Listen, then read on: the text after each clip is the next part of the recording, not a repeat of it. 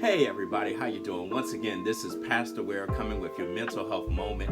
And really for the next couple of weeks, I want to deal with something that you may have been hearing about in the news. You may have been hearing about it even in terms of social media. You may even have been using it in your own personal conversation. And that is simply the term being triggered. And so many of us have used it. And what I would like to do is to be able to really just give us a greater understanding of what it actually is and how hopefully we can deal with it. Because even though you may have been triggered by certain things, it doesn't mean you have to respond to it in a way that's negative. But if we look at being triggered really is, if we look at it, the connection or the remembrance of a trauma. And so therefore, when someone is triggered, what it is it actually makes them think back to a time where they dealt with a traumatic situation. So before we can talk about triggers, we got to talk about trauma. And so what is trauma? So trauma, very simply, is an emotional or psychological response to an extraordinarily stressful or in some cases even dangerous situation. And so therefore, there are three different levels or three different ways that we can look at trauma. One is acute trauma. So acute trauma would be something where it is one incident, but it was so significant that it caused at that level of trauma in somebody. So it could be one thing.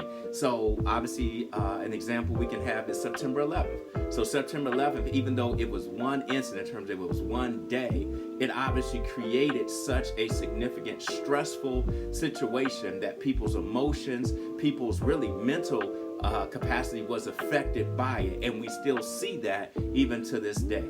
Another is chronic.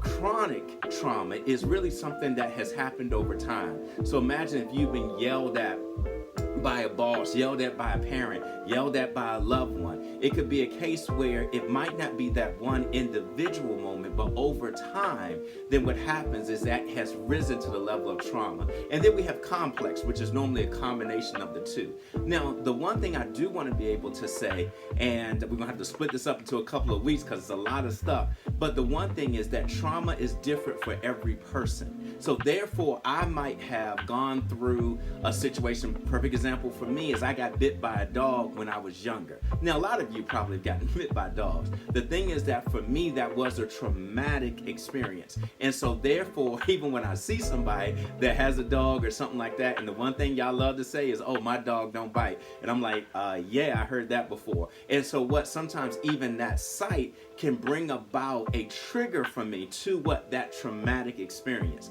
Now, the one thing I do want to be able to let you know is that trauma is individual to each and every person. So what may not be traumatic for someone else may be traumatic for you. And one of the things that we can't do is trauma shame people. Say, oh, well, just get over it. Or the worst thing that I've been hearing, and please don't say that. If you've been saying it, just stop.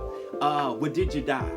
But that is horrible. Stop saying that. So therefore, the thing is, it's not about dying, but we want to live and live in the best way that we can. So the first thing you can do if somebody is dealing with trauma is to come alongside them. Say, wow, that must really be tough. Or, wow, I'm here for you. Before you get to solutions, before you get to what they should or shouldn't do, then just deal with the fact of being with them, the power of presence.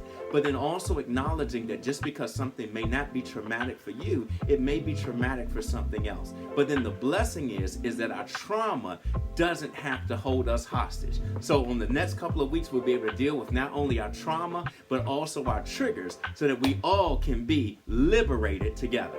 God bless you. See you next week. Peace.